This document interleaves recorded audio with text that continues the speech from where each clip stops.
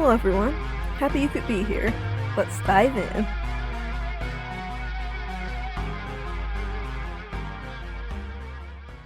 Sit at My Grave, Season 3, Ego's Death, Chapter 13. Reed, listen to your father. Go back to your room, Riley gently said. As often as she would let her son fight her battles, there were times where she gave in to what Easton wanted and sent him away, regardless of her own fear. But Mom, Reed began trying to argue, but Easton pushed his body weight into his, doing just enough to make him stumble back, reminding him who was bigger. Go, he growled darkly. Reed did one last glance at them and went back to his room. He tried to begin his work again, blowing out a shaky breath. However, as soon as the talking started up in the other room, he was automatically back on alert. He couldn't draw it out if he wanted to at this point.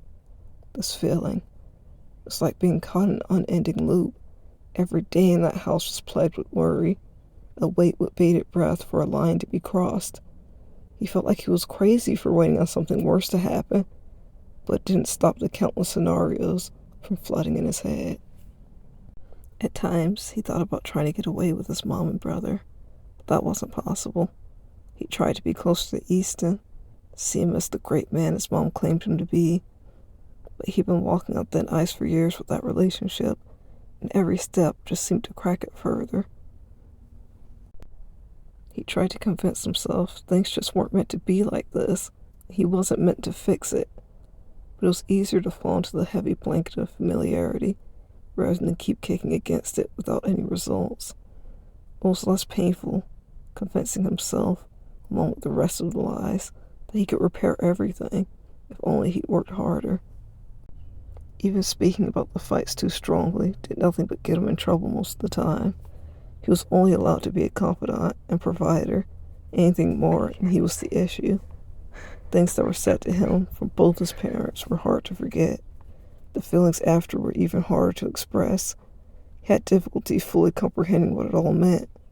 He was part of the relationship between his parents somehow. He had been for as long as he even remembered being alive.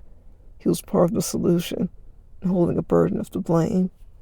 He held a lot of responsibilities on his shoulders, while also being told how stupid and irresponsible he was. Every contradictory, venom-filled word and painful situation was just something that was dealt with the best way he knew how. The whole thing was nothing he truly dove into for himself. Today was bad, but still paled in comparison to other times. At least Arden's not here, Reed thought to himself as he cranked up his music again, always keeping one ear uncovered. He always had to be ready, just in case. What is this? Eventually, Arden let himself be found by Carmela's dad. He made a cheesy attempt to invite him back to the party, but Arden declined, knowing how he truly felt about him. He insisted he just wanted to go home, and Carmela's dad agreed to take him at least, but the car ride back was painful. He kept trying to make small talk, even tried to make some jokes about the cake falling, him needing to go out anyways to buy a new one. But Arden kept quiet. The whole day seemed so humiliating and stupid. It always happened. Everything he liked was wrong. Every word he spoke was weird. He was sick of it. No one there was that great either. What right did they have to talk about him like that? To ostracize him the way they did? Arden's hands stayed planted on his face, keeping his gaze out the window. A quiet sigh left his lips while he watched the world pass him by. The only saving grace of this horrible day that he could think of was going home. Things wouldn't feel so crazy there. It was his safe haven. He didn't care that Gal stayed at that party either. What was he even thinking? Wanting other friends just so they could betray him? He'd rather have none than be around those guys and their snide remarks. The only real friend he needed was his brother. Reed was cooler than all of them. He didn't care about what the crowd liked. He just did his own thing and was good at it. He didn't get all excited getting invited to places. He just went or he didn't.